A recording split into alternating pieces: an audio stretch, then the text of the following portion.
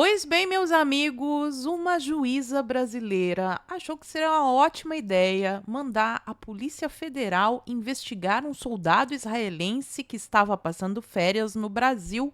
Isso poderia ser um meme, poderia ser uma tirinha de humor negro no jornal do final de semana, mas infelizmente é a mais pura descrição da realidade que vivemos no Bananil Varonil, a realidade distópica que vivemos no Bananil Varonil. E essa história toda, quando a gente vai puxando, fica cada vez mais bizarra. A tal da ONG que fez o pedido, a advogada da ONG que fez o pedido, a juíza que aceitou o pedido da advogada da ONG, todas as histórias têm boi na linha. Fui atrás, repercussão internacional, a mídia falou sobre isso porque realmente é um escândalo e no vídeo de hoje eu vou contar todos os detalhes dessa história para você. Então, se você já gostou da pauta, me ajuda a espalhar essas informações, curtindo, comentando e principalmente compartilhando o link desse vídeo nas suas redes sociais, grupos de Face, de Zap, dá uma verificada na tua inscrição, vê se ela continua ativa aqui no canal e se não for inscrito, se inscreve e dá essa moralzinha para mim. Pois bem, feita a introdução, vamos para esta pauta bizarra de hoje. É a única palavra, bizarra, distópica, loucura total. Ah, meu Deus! Vamos começar pelo começo aqui com a matéria do Metrópolis que explica o início desta treta. Soldado israelense, alvo da justiça brasileira, deixa o país. Justiça do Brasil pediu que a Polícia Federal investigasse soldado de Israel no Brasil acusado de crimes de guerra praticados na faixa de Gaza. E a nossa justiça, ela é tão maravilhosa que ela tem, assim, jurisdição internacional. Em qualquer lugar do mundo aconteceu alguma coisa que acontece no aeroporto de Roma, ela vai julgar. Acontece na faixa de Gaza, ela também vai julgar. O que eles vão fazer? Eles vão ir até a faixa de Gaza para conversar com as pessoas lá? Como é que vai ser essa investigação? Mas vamos aqui aos detalhes. O soldado das forças de defesa de Israel, alvo da justiça brasileira, foi embora. O cara teve que fugir do país. Olha que loucura. Foi embora do país neste domingo, segundo informações da mídia estatal israelense. Em entrevista à emissora Kan, a família do militar informou que o homem deixou o Brasil horas após o caso vir à tona. Segundo o jornal Times of Israel, um amigo que viajava com o soldado teria recebido uma mensagem de uma representação diplomática de Israel informando sobre o caso. O cidadão israelense, que é um soldado, passava férias, uma temporada de férias no Brasil e foi identificado pela... É uma ONG, tá? É uma ONG. Fundação Hind Rajab. Não sei como é que pronuncia, mas é essa fundação aí. Guarda o nome que nós já voltaremos a ela. Falei para vocês que cada fiozinho que eu ia puxando vinha um boi na linha, né? É essa fundação que entrou com uma queixa contra o soldado na justiça brasileira. Então, segundo essa organização, que atua internacionalmente, denunciando os crimes praticados contra os palestinos, o homem teria participado da demolição de um bairro residencial na faixa de Gaza. E fica a pergunta aqui, o que esta juíza tem a ver com o que aconteceu na faixa de Gaza? Eu achei que ela era responsável pelas coisas que acontecem na jurisdição dela, do Brasil. Mas eles alegam que o Brasil é signatário do Acordo de Roma. Também guarda o Acordo de Roma, que até nisso tem um boi na linha aí. Então, o pedido foi acatado pela juíza federal, a doutora, a meritíssima Raquel Soares. Aí não sei se é Charelli, mas enfim. Raquel Soares Charelli, ok. E a gente vai atrás e olha que casualidade, que mundo pequeno. É a mesma juíza deste caso aqui. Quando a justiça obrigou o hospital onde a comitiva de Bolsonaro fez os testes do Xing Ling vírus a fornecer a lista de infectados. A decisão é resultado de um pedido do governo do Distrito Federal e o executivo local alega que o Hospital das Forças Armadas se recusou a entregar nomes. Então é essa mesma juíza, até deixa eu mostrar aqui na matéria para depois não ser acusada de fake news, porque tá o nome dela aqui, ó. Na determinação, a juíza Raquel Soares Chiarelli. Então, lembram quando a comitiva do Bolsonaro foi para os Estados Unidos, voltaram, fizeram o exame e, assim, todo cidadão brasileiro tem direito ao sigilo dos seus dados médicos, mas esta juíza que mandou investigar o soldado israelense, casualmente, é a mesma deste outro episódio aqui. E essa ONG, quando fala ONG, a gente já fica assim, né, com o coração meio palpitando. É meio esquisito, essas ONGs que entram com ações aí. Aliás, tinha que ter uma legislação para ver, porque tá cansando. Como eu não sou especialista em geopolítica, fui atrás de pessoas que comentam o assunto. Esse André Last, eu sempre vejo ele comentando sobre esse conflito que está acontecendo lá na faixa de Gaza. E ele tem um instituto também, uma ONG, só que ele fez uma nota pública explicando direitinho. Aqui ele explica o caso, né, que eu já falei para vocês, do soldado que teve a ordem. A juíza deu uma ordem de prisão, inclusive, para que ele não conseguisse fugir do Brasil. Olha que loucura. Mas aí ele fala sobre essa Fundação Ring Rajab, HRF, e o apoio ao Hamas. A HRF foi criada recentemente após o início da guerra em curso entre Israel e o Hamas lá na faixa de Gaza. O seu nome é uma homenagem a Hind Rajab, uma criança de 6 anos que foi vitimada em fevereiro do ano passado no enclave palestino. Embora o seu óbito tenha sido atribuído às forças de defesa de Israel, investigações iniciais apontam que não havia tropas no local durante o horário ocorrido. Isso por si só já mina a credibilidade da organização, mas há ainda mais. Então, o nome da organização é de uma vítima, criança, que coitados, não tem nada a ver com a história toda, né? Mas uma criança que foi vitimada. Fizeram uma investigação, nem tropas de Israel tinha lá. Aí vai a juíza no Brasil querer determinar a prisão do soldado que estava de férias, inclusive por um negócio que aconteceu lá do outro lado do mundo. Aí tem aqui, os nomes árabes são complicados, mas o Diab Abou já, esse senhor aqui, líder dessa ONG, já chegou a publicar nas redes sociais conteúdos que negam o Holocausto, vibezinha do bigodinho da Alemanha, e no dia 17 de outubro de 2024, ele fez um post no X lamentando a ida de arrasta para cima do líder do Hamas. Então, ele acha que foi uma grande perda o líder do Hamas ter ido de arrasta para cima. No dia 7 de outubro de 2023, que foi o dia que aconteceu aquele massacre, eles acham que a gente esqueceu, né? O pessoal tava dançando numa rave, sem fazer nada de guerra. Entrou um monte de pessoas que ficam tocando terror. Eu tenho que cuidar com as palavras aqui pro vídeo não cair. Cortaram cabeça, abusaram de mulheres, feministas também não estão falando nada. Um massacre. Colocaram o bebê em forno, cortaram orelha, dedo de mãe, de filho na frente da mãe. Todo aquele horror, filme de terror que a gente viu. Então, neste dia, ele louvou, ele achou muito bonito o que tinha acontecido lá. Ele escreveu o seguinte, abre aspas, esses assentamentos são todos refugiados cujos pais foram alvo de limpeza étnica nessas aldeias em 48 e 67. Então, aconteceu um negócio lá em 48 e 67, que ele acha que tiraram a terra dele, e isso justifica o que aconteceu naquela rave. Essa é a pessoa que preside a ONG que fez o pedido. Qualquer um que negligencie esse fato não está se envolvendo seriamente em uma conversa, mas está espalhando propaganda israelense, seja intencionalmente ou não. Karim Rossul, por sua vez, desde 2009, já expressava apoio ao Hamas, deixando claro que ele preferia esse grupo ao Fatah, que é a disputa pelo domínio do território entre o Hamas e o Fatah, e ele preferia o Hamas. E esse Fatah é reconhecido internacionalmente como a liderança legítima do povo palestino. Ele também expressou apoio a Hassan Nasrallah, esse Hassan, que é o líder do Hezbollah, que é outra organizaçãozinha que gosta de tocar o terror.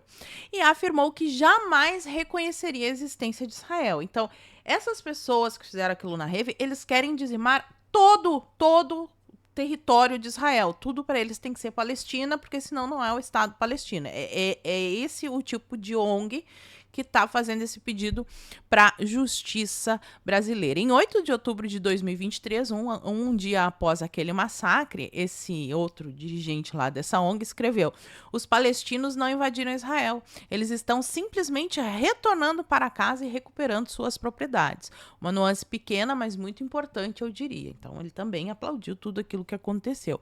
Além de tudo, falta legitimidade nas evidências apresentadas, porque essa advogada dessa ONG, eles fizeram um pedido, apresentaram fotos, dados de geolocalização e vídeos e disseram que aquilo ali era prova. E, de novo, não houve nem condenação num tribunal internacional.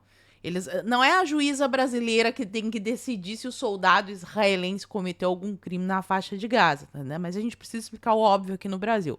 Mas, além de tudo, essas provas são questionáveis também, olha só o que ele diz. Tudo isso deixa claro que a HRF não tem nenhuma legitimidade para fazer denúncias contra cidadãos israelenses. A ONG simplesmente busca utilizar-se do sistema judiciário brasileiro para alcançar os mesmos objetivos do grupo Hamas. A própria denúncia em questão foi baseada em evidências questionáveis e em uma jurisprudência praticamente nula, uma vez que não há mandados por parte do Tribunal Penal Internacional contra o israelense em questão e não há nenhum caso prévio de prisão realizada por motivo semelhante. O próprio Ministério Público Federal afirmou que as provas apresentadas são insuficientes para estabelecer qualquer ligação entre o acusado e os crimes a eles imputados. Então já vimos aí a juíza, já vimos a ONG e agora nós vamos ver a advogada da ONG, que também é assim super empoderada. Ela está assustada, ó. A advogada da organização que denunciou o soldado israelense é ameaçada. A advogada que denunciou está assustada com os ataques que ela está sofrendo. Sempre tem, né, o pessoal que se emociona e vai lá na internet, fala um monte de besteira e aí eles fazem comentários realmente ofensivos a essa advogada. Eu não estou defendendo isso, mas ficar assustada com o comentário e não ficar assustado com o que aconteceu na rave é um negócio que total falta de senso de proporção, né? Mas olha só que interessante quem é essa advogada. Em 2017, ela foi presa por estar pichando em São Paulo. Ela, na época, era estagiária de Direito e suplente de vereadora. Dou uma bala para quem acertar qual partido?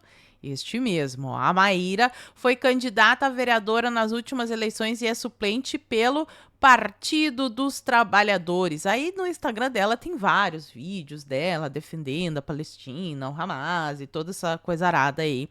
E pichando num pôster assim, né? Bem esquerdista. Mas, como falei para vocês no início do vídeo, foi o assunto internacional. Os jornais do mundo inteiro falaram sobre o caso. E aqui eu vou pegar algumas declarações de parlamentares de Israel para vocês verem que, assim, em Israel também tem os alecrim dourado que ficam enchendo o saco falando besteira, mas esse daqui não é o caso. Relevem que é a tradução do Google, porque eu não sei ler essas cobrinhas, o meu hebraico é inexistente, mas o Dan Luz, que também não sei se é assim que pronuncia, ele é parlamentar de Israel e ele escreveu o seguinte na sua rede social: o Brasil se tornou um estado patrocinador de terroristas. Uau, que novidade! Nossa, nunca poderia imaginar que o PT iria ficar de mãozinha dada com essa galera. Surpreendente! É que ele não sabe, né? Mas nós sabemos. Em vez de perseguir essa galerinha que toca o terror, ele persegue os soldados de Israel. Sim, porque é isso que os revolucionários fazem. Um judeu que sobreviveu... Aí ali tem a tradução de cozinha brutal, mas ele sobreviveu ao atentado do dia 7. Ele sobreviveu e é soldado de Israel. Uma pena que não será perdoado. Israel não ficará de braços cruzados. Já anota aí que nós vamos falar, já teve repercussão da embaixada, e lá eles vão fazer uma reunião também que eu já vou mostrar para vocês. E se o Brasil não corrigir os seus hábitos, pagará um preço. Spoiler, não vai corrigir. Já vou mostrar pra galera que eu não falo hebraico, né? Esse vídeo não vai parar lá em Israel, mas então... Mas eu vou mostrar aqui para vocês porque que não vai se corrigir. E depois ele continua. Em vez de combater este fenômeno perigoso, ele culpa diretamente o governo israelita. O seu instinto de atingir a vítima em vez do agressor é uma vergonha nacional. Concordo com este deputado, é uma vergonha nacional. Me sinto envergonhada de ter que estar fazendo esse tipo de vídeo, mas é necessário. Perante o mal, devemos apresentar uma frente comum e não nos envolvermos em políticas mesquinhas. É uma pena que tal pessoa tenha sido primeiro-ministro, mesmo que tenha sido por um momento mais. Não é primeiro-ministro, no caso, né? É presidente. Aí, esse outro parlamentar aqui, que é o líder da oposição, que é a esquerda lá de Israel, ele coloca a culpa do que a juíza brasileira fez no primeiro-ministro de Israel. A culpa é do governo de Israel. Olha só, como sempre tem um alecrim dourado para perturbar a paz da galera. O fato de um reservista israelita ter tido que fugir do Brasil na calada da noite para evitar ser preso por combater em Gaza é um fracasso político colossal de um governo irresponsável que simplesmente não sabe como trabalhar. Não é bem assim. Já vou mostrar para ti o que está acontecendo. Como chegamos ao ponto em que palestinos são melhores do que israelitas na área internacional? Eles são revolucionários, são irmãozinhos. Uma comissão estatal de investigação que nos protegesse legalmente, por um lado, e um sistema de informação eficaz e coordenado, por outro, teriam evitado tais fenômenos. Não teriam. Não pode ser que soldado da FDI, regulares e de reserva, tenham medo de viajar para o exterior por medo de serem presos. Aí tem esta foto icônica aqui do senhor Picolé de Chuchu, do lado ali dos líderes, que eu acho que já estão, tudo foram pra terra do pé junto já, né? Mas os líderes dessa galerinha que toca o terror lá. Isso sem contar, eu sempre tenho que lembrar aqui, o seu Celso Amorim, que é o chanceler do Lula, e que assinou o prefácio de um livro que exalta o lado diplomático. O Celso Amorim acha que o Hamas é super diplomático. E a Embaixada de Israel se pronunciou. A Embaixada de Israel se pronuncia sobre a ação contra o soldado em férias. Eles disseram obviedades aqui, né? A representação de Israel argumentou que o país está exercendo seu direito à autodefesa após o massacre brutal cometido no dia 7 e que todas as operações militares em Gaza são conduzidas em total conformidade com o direito internacional. Eles ainda seguem dizendo que os verdadeiros perpetradores de crimes de guerra são as organizações que tocam terror. Tem que explicar o óbvio, né? Que difícil. Que exploram populações civis como escudos humanos e utilizam hospitais, instalações internacionais como infraestrutura para atos direcionados a acabar com a vida do coleguinha israelense. E o que está acontecendo é o seguinte, essa ONG, ela fica procurando nos perfis, nas redes sociais, os soldados israelenses que estão viajando e que postam as fotos da sua viagem de férias e vão lá no país e denunciam.